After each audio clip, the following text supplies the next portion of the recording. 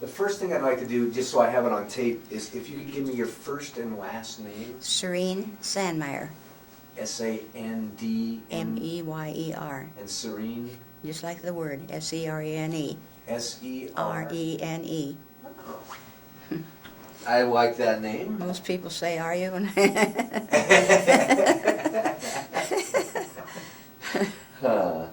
Now, you grew up where? In Yakima. Most of my life. Well, I lived in Seattle for a few years as a little girl. But my high school years, I was in Yakima, in Selah, actually. Oh, that's where my ex-wife was from Selah. Oh, is that right? Yeah, Uh-huh. so I know where Selah is. Spent some time there. Right. Now, where did you meet up with this character that I just talked to? I was going to business college in Yakima, and my roommate was working at the Bell Wyman Dodge Plymouth agency where Ben was working. And through her, I met him. And eventually she moved over to Seattle. She obtained employment over there. And so it left Ben and I together. And we went together a year. And then we were going to get married. And then the war came along. And 3 months later, he says, come on down.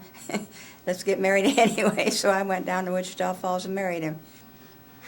Huh. And Wichita Falls is? Texas. Texas. Yeah, Shepherd Field. He was at Shepherd Field. Wow. Now, do you remember where you were? Because now you were a little bit younger than Ben. Yeah. And do you remember where you were when you heard about the war breaking out? Yes, Pearl Harbor was bombed. We were over in Seattle taking my sister and her husband for a ride when we heard it on the radio in the car. And what did you think at that point? It was awful. You know, we knew it was going to happen. It was disastrous. And while we were over there, we drove down Jackson Street, and a white child was picking on a Japanese child, and my sister said it started already. Wow, that quick. Yeah. Well, that is amazing to think about how that all happened. Mm-hmm, mm-hmm. What now? So were you at this time? You were just sweethearts, and you weren't engaged, or We were engaged. Oh, you were engaged. Yeah. Well, we got engaged after the harbor, after Pearl Harbor was bombed. Oh. Mm-hmm. So how soon after Pearl Harbor was bombed did you get engaged? Before he knew he was going in the service, or? I think so. I think so. I'm not positive on that. Huh. I know I had his diamond before he left. So he's down training in the service now. He's enlisted. You sent him off, and he went to Texas. Right. You're back home in the Selah Yakima area. Right. And you're engaged. Mm-hmm. Are you still thinking, oh, I shouldn't be engaged? He's in the service now. He might be going over to fight. Or are you so in love that you think? I was very happy to be engaged to Ben. So did he calls you up then, or how did you? He wrote to me. People didn't call much in those days on the phone. But I called my sister, I should say, in Seattle, and told her that I was going to go down and marry him. And I was 19. And she said, oh, Pat, you think you're doing right? She nicknamed me Pat. Anyway, and then my father wrote me a letter and said he disowned me. Not to even bother right back. And then when he saw how definitely it was going, he came over to see me. And my father was a very evangelical type Christian man. And the main thing in his mind was that I would keep a Christian home. And then he said, I see I can't talk sense into your head. And he said, what could happen? You could go down there and you could get pregnant and your husband not get killed in the war. And then I've got another baby to raise. And I know how he felt because when I was born, my mother died. And he was not a real young man then. He was 48. So here he is in his 70s. And but it didn't work out that way. And he was very nice. He sent us some money. And also when the war was over, he built our home. Oh, wow. Uh-huh. So he wasn't so concerned that you were marrying Ben. No. He was more concerned that you're marrying somebody that's going to go... Off to war. Right. Right. And did you, in your mind, did you think that at all, or? I was hoping he wouldn't have to go overseas. Did he tell you about it? A little bit, yeah. We were married 2 weeks when they had a call for all the men in his regiment, or whatever you call it, to get out to the field. And we dragged our feet a little bit because he was on a legal pass, and then he did go out just to see 1,500 men being shipped out, and it was a misread of the orders. They sent the wrong class out, and so he stayed on and finished his schooling, and then they kept him as an instructor. So we were lucky. We were there a year, and then we were transferred to Salina, Kansas, and while we were there was no place to live. I managed to get a sleeping room just by going to the church I was brought up in, and somebody told me they would take somebody in to sleep. And to keep from going bananas, I took a civil service exam, and that's how I got a job at the school where he was teaching. And I typed. They had to compile all their B-29 books because it was just starting out, and I typed them all. And in those days, it was all on stencils. So the manuals that they were creating for these new planes. Yeah. As they created them, you were... I was typing them. Mm-hmm. Were you a good typist? At that time. That's, you know, it's funny to think that in the not too distant future, kids aren't even going to know what a typewriter was. I mean, even nowadays. I know. Yeah, and they had the old typewriters then. They were not electric. And carbon paper. Right. and stencils. Wow. I see some of this. I just looked at my great aunt they had gone through her house and documented everything and by the accountant, and it was neatly done and typed perfectly, and there wasn't a mistake. And I was like, I don't know how, you know, but practice makes perfect, I guess. Right. Well, I had been through business college, you know, before we got married. Oh, that's right. Mm-hmm. So what was that like, being a 19-year-old bride? Now, had you ever been out of Washington prior to? No. So you get on the bus? Well, what happened, I had all signed up to go on a train. And I walked in Yakima in the spring. They have a special opening, and they have all their stores displaying their new clothes and so on. And I ran into two ladies that had gone to business college with me. And I said, guess where I'm going? I'm going to Texas. So are we. And one of them was already married, and the other one was going down to get married like I was. So I canceled my train reservations and went on the bus with them. So I wasn't alone, which made it nice. And the bus driver we had liked to sing, and we just sang our heads off going down there. Because that's pretty amazing. Now that's neat that you had somebody go with you that you knew. Yes, it was nice. I wasn't all alone. True. And when you were down there, did you still... No, they weren't in the same place. They kept going south to another place. So now you're in this town in Texas. Mm-hmm. What was the wedding like? It was an I do in the church. There wasn't a wedding. It was just before church that we got married. Some couple from Arkansas stood up for us. I think it was called Little Plant or something like that. Some of the things are a little bit hazy. You know, it's been a long time ago. That's I hear. It'll be 59 years. Right. Wow. Congratulations. In Thank March. you. Is that March? Right, next month. Mm-hmm. So then, no big wedding, I assume, no big honeymoon either. No. We were just so happy to be there together. It didn't matter. So you get married, he goes back to the base, Mm-hmm. and you are living in a church at this time, or where are you living at this point? Oh, we managed to find a little apartment in Texas. So we had a little apartment there. And actually what it was a big old southern mansion the lady had bought, and she divided it into sleeping rooms and small apartments. And it was full of servicemen and their wives, so we got well acquainted with a lot of people. And then across the street from us was a funeral parlor. And the people in the back would sit outside, and being we were there a whole year, we got very well acquainted with them.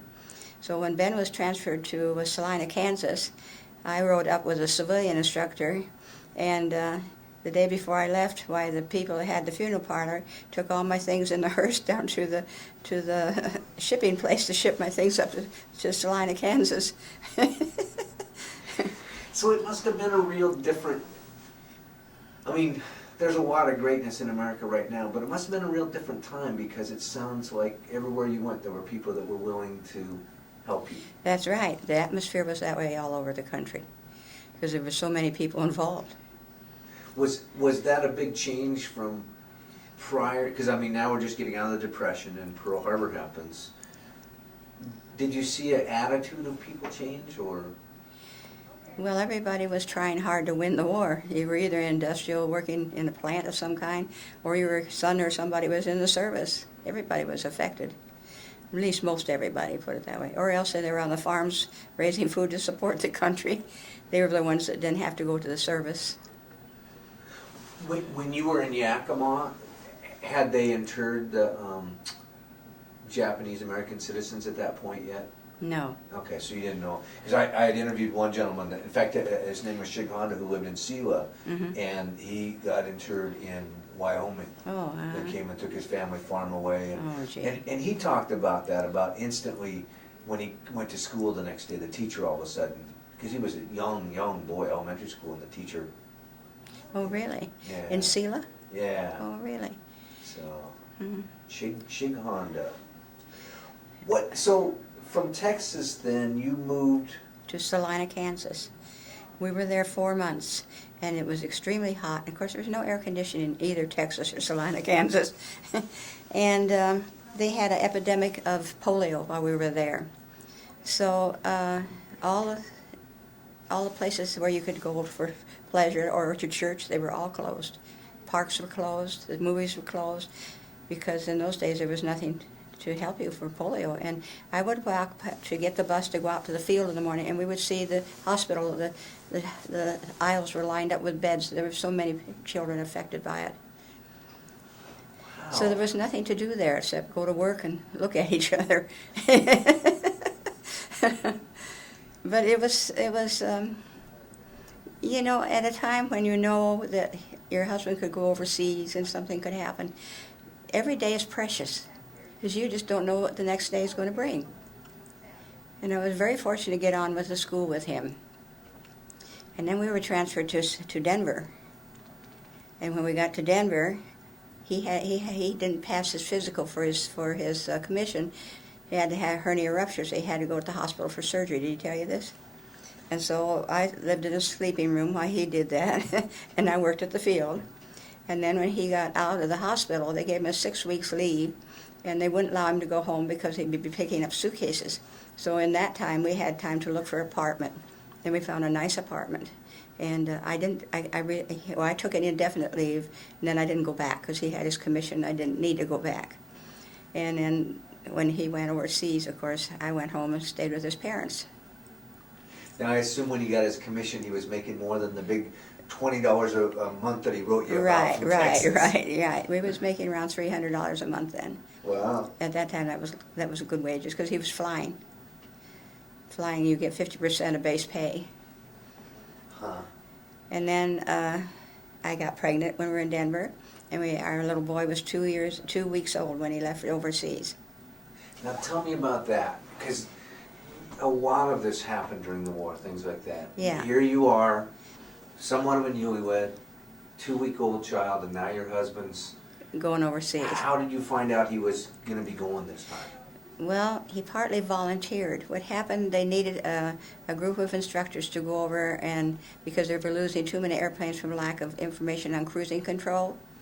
So I was a little bit upset with him that he would offer. But he did, and came through it fine. But it was traumatic, sure. We felt, see, we'd been together over 3 years, so I wasn't a newlywed, really. And but partying is hard under those circumstances. Was it like we see in the movies where you took him down to a plane or a train and you had your son, or what? Do you remember that? Yes, but it wasn't quite like that. There was another couple in the apartment building where we were living that drove him down to I don't know how he went over. Well, he flew from the base, right? So it took him out with his suitcases and so on. We parted at an apartment. And in the meantime, his mother came down to help me go home.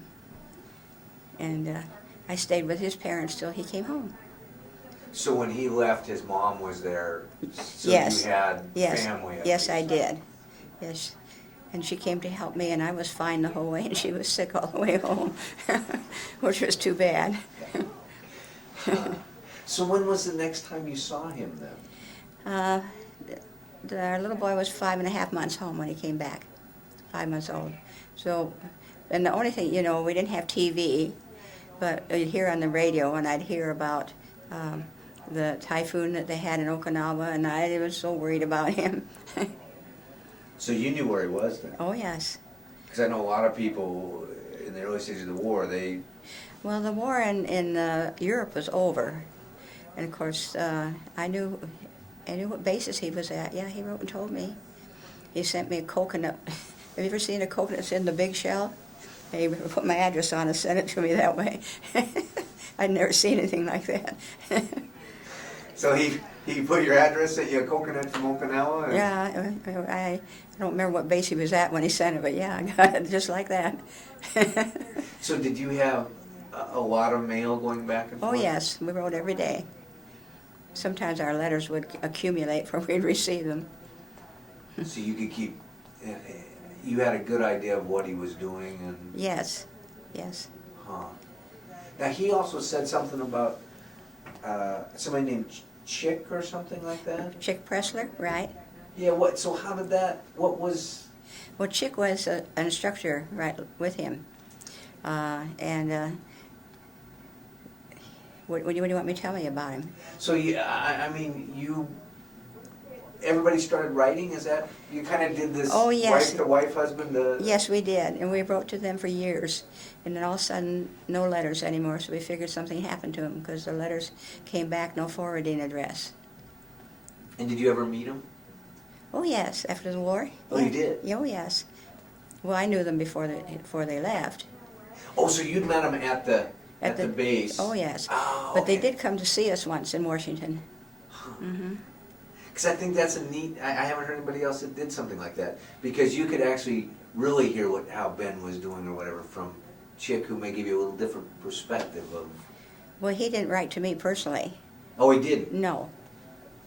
But I wrote to his wife, yes. Oh, okay, to his wife you kept... Right, okay. right. And then when he got home, then we corresponded, the four of us, right? Now, did you get letters that... Was the military still blacking things out, or... No, So at this point... no. Do you remember where you were when you heard that they had dropped the bomb and the war was coming to an end? Yeah, I was living with his folks in Yakima. And did you have any idea how long it would take for him to get home? Well, I was hoping next day. But he had orders to go to Okinawa, and why they didn't change them, I don't know. There's no reason to go there. But that's the Army for you. He was sent there anyway, and he was there about a month, I think, before he got home. Something like that, in Okinawa. So I assumed during this time in Yakima there were other soldiers coming home, and Oh, sure. Yeah. were there parades and things like that? I know that like in the big cities in New York we always hear about that. I but- don't remember a parade. I remember we went downtown when we heard the armistice was sound for the end of the war, and there was, horns being blown and people laughing and happy, but I don't remember a parade. Do you remember Ben coming home? Oh, yes. So But- how did he get home? Where did you catch up with him? Well, he came back. What he did, he had to go back to Denver and be discharged there. And then I saw him when he came to Yakima. He came about Thanksgiving time. Did he come by bus or? Train. Train. Did he tell you about it? Uh-uh. Well, it was kind of fun. As he was coming, the people that lived next door to his parents, he was an engineer on the train. So he asked somebody that was on the train if he could talk to him. And he said, sure. So he had to walk through a coal car and whatnot to get down to the engine. But then he visited with him the rest of the way home, which made it fun for him and the engineer, both. Well, that's neat. So he comes steaming into town and he's up driving the train kind of. Right. Did you go down to the train to meet him? Oh, or- sure. Yeah, we knew he was coming. In fact, we met a couple trains ahead. Boy, that must have just been... It must be difficult to even put into words what the feeling was. I mean, now you're... When we came home, we all cried. Yeah. Best thing I ever did in my life was to marry Ben. We've had a beautiful relationship. Boy, that's neat. Yeah. Even if your dad was against it at first. He got over it. He wound up liking Ben better than any of his son-in-laws. So what happened after the war? The war's over now, Ben comes home, you have to put together a family, what? Well, he went right back to work at the Dodge Plymouth agency he was employed in before he went in. And the situation was there was no housing. Nothing had been built during all those years. So my father was working in Seattle on a house, and he said, just wait till I'm through and I'll come and build you a house. So he did, but everything we tried to do, you could hardly find it. You had to know somebody to get nails, you had to know somebody to get flooring, you had to know somebody to get roofing. It just wasn't, you just didn't go down and buy it. Even though you had a GI priority, it didn't mean anything. And it took almost a full year to build a house because of that. Huh. Every time we get someplace, we get stuck for what we needed. I didn't realize that, nobody told me that part, because everybody says, oh, well, he came back and the GI Bill was there and they went to school or they did this or that. Uh-huh. But from the time the war being over and Depression being right before that, everything was gone. Mm-hmm, mm-hmm. Huh. Yeah. We didn't think about the GI Bill. Ben was offered to keep his commission and we'd go to Germany. Germany was all bombed out, and we didn't want to go to Germany. We had a little boy, and we wanted a home. That was the main thing in our minds. So then he worked for this Dodge Plymouth agency for about 5 years, and then he started his own shop, and he had that for 15 years, and then he went to the college and taught there 16 years. And when our kids were growing, then I went back to school and brushed up on my skills, and I worked with the dental hygiene program for 13 years. Oh, really? Yeah, so we were both employed by the same college. Mm-hmm. Well, you guys kept working at the same school. Yeah, all the time. that's funny. That's the way it worked out. Yeah, Gosh, what a great life. yeah. What, from your experience as a newlywed and as a woman's point of view and being on the home front, for your great-great-grandchildren, generations that you and I'll never meet, do you think there's a message from World War II that should be left with them? I think war is insanity. Of course, we had no choice in World War II. I don't think we had any choice in the situation. But everybody loses. You look at it, and everybody loses. Even though we say we won, look at what we lost. It's when you have some insane people like Hitler and so on, it's something that sometimes there's nothing else you can do, but it's a losing proposition. That's my feeling of it. Did you have any brothers? No. So you didn't have any other family that was... No. And is Ben only? No. No, he has a brother. Was his brother in too? He was in for a year, and then he got a medical discharge. Mm-hmm. Boy, see, now that to me had to be even more difficult on parents, to have all your children over. Right, right. Huh. Yeah. Did you see, and you talked a little bit about it when Pearl Harbor first bombed, but as you moved around, did you see animosity? I mean, were you ever in cities where there were Japanese American citizens and the animosity, or? I never was witness that. No. Huh. The Japanese, I just didn't see any of them. I thought, when I look back at what happened to the Japanese, it was too bad their possessions were taken away from them, but they were also being protected. You know, the feeling toward, they made the Japanese look like they were kind of weirdos during the war. The pictures they drew of them, they were all teeth, and they weren't hardly human. And that's war. Because you would get a lot of that propaganda, wouldn't you, from the U.S.? Right, right. So was it through newsreels at the movie house, or where would you, paper, or?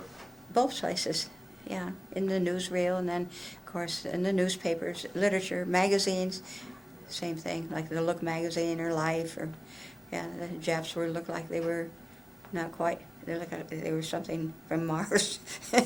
Really, all teeth and distorted images.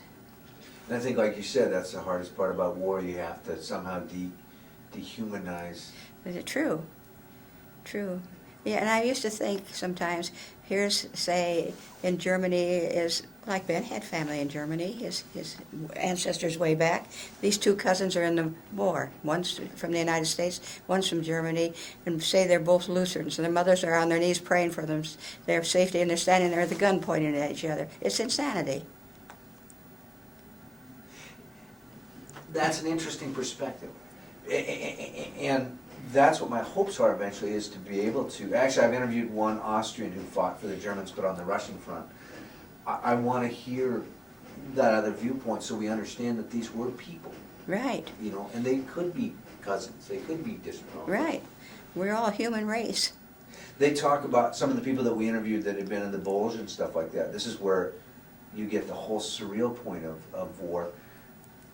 They had just determined, it wasn't Geneva Convention, but they had said, this is no man's land. The Germans were on that side, the Americans were on this side. They could wave at, we could wave at them, they could wave at us. But they agreed not to shoot each other. But as soon as they walked out of the city, they would shoot each other. Yeah. And they also were starving at one point, and there was a cow in between them out in this battle. And the Germans put their little flag up, and the Americans put their little flag up, and they marched out, and they slaughtered the cow, and they divided it up, and they went back, and they took their flags down. And they, you know, and so you look at that part of the war, and it doesn't Yeah. make sense. The way I feel about war is that a few people in the world control things, and the rest of us are pawns. We have to do what we have to do. We don't have really a say about it. And that's where Hitler was a very good example of Right, right. what he did. Well, when you read about the different tyrants that have been in this world, so to say, it's pathetic. But it always, the pawns have to suffer, if you can put it that way. Did you face, in places where you were, did you face the rationing? Yes. So did you have to have the, Ration points, yes. yeah, so what type of things couldn't you get that you really missed during the... Well, being there were only two of us, our ration cards didn't go very far. For instance, when I was pregnant, I had a real yearning for ketchup. And I wanted it so bad, so I held up my ration points for a long time, and I bought it, and when I came home, the apartment I had a tile floor, and I dropped it. And I sat on the floor and cried. And there went my ketchup. And you're probably thinking, do I pick the glass out of the ketchup? No, I didn't, because that's dangerous. But yeah, it was silly to be upset about something, but I was. Well, it's those little things of life, though, that are our comforts or whatever. So. Another thing that happened to us, when Ben was in the hospital, I was robbed when I was in Denver. And I woke up one morning and my purse was missing. And it bothered me to think somebody had been in my sleeping room, and I didn't even know it. So they called the police, and where we live, we were in a district of apartment buildings, hotels, and so on. And they said that they had had 250 women's purses stolen. And so many times they would find the purse somewhere, and the person would take things out of it. They never found mine. But one thing that was in my favor, I had taken the money out. Why I had done that, I don't know, and put it in my dresser. But he did get my ration cards and all my identification. So I had to go through all that again to supplement that. So were the ration cards for specific items or points? Or? Yeah, points, So many points to get butter or... Right, right. When we were there was a gentleman that owned a private store, and he was a very finicky person. If you touched an orange, put that down, nothing wrong with it. You know? And I know why he took a very strong liking to my husband. I wondered if he had a son like him or something. So he was very nice to us, and when we first got our apartment, I didn't have my ration books yet, so I went over there and he gave me butter and bacon. He didn't carry meat, and fish without any ration points. Till I got my cards. And then when Ben got his commission, he was given about 2 days to get a uniform. So he came to this little store and with the idea of see if I was there, because I had the checkbook, and I wasn't there. So this gentleman said, well, how much money do you need? He said, well, I need $250. He says, he went to hand it to me, and my husband turned him down. No, thank you, I'll find my wife, I'm sure. But to think he would do that and not really know us that well. He just liked Ben very, very much. So he was Greek descent, and I don't know, I didn't ask him if he had a son, or if Ben just looked like his son, or what, I don't know. But he was very nice to us. So we had being robbed, but then we had somebody very kind. So you never know who you meet in this world. That's where, and again, it sounded like such an interesting time. I talked to my dad some about that when he was coming home and in his uniform, and the people that, they really understood what these soldiers were doing. Yeah. Huh. Yeah, there was a very strong camaraderie feeling in this country at that time. Very different than the Vietnam War. I felt sorry for the boys that were in the Vietnam War because they weren't respected, and it wasn't their fault. Back to the ponds. Yeah, right. Back to the ponds. And you know, that's a hard one to, as we look at history, because the kids that are in high school right now, Mm-hmm. Vietnam is to them what World War II was to me. I mean, time-wise. Right. And World War II, a lot of them at this point aren't even really aware of it. I They know. don't understand the difference. I know. And of course, the ratio is extremely different of people affected. Oh, definitely. Right. Definitely. And also the idea of a world war Mm-hmm. that either everybody from wherever drew together against or for your country against another country. Mm-hmm. Huh. Mm-hmm. But what a nice story. So 59 years, 2 sons. Mm-hmm. Did your husband served, and I assume he's real proud of what he did too. Humble. He enjoyed it.